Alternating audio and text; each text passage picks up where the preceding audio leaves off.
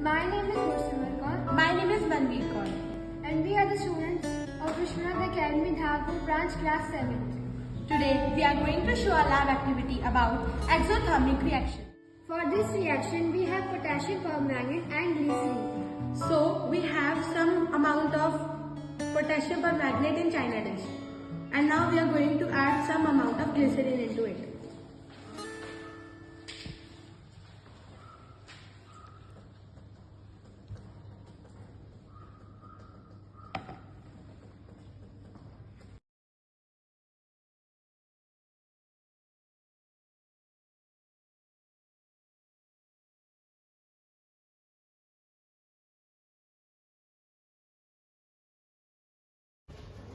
As we have seen, heat is liberated from this reaction, so it is called as exothermic reaction.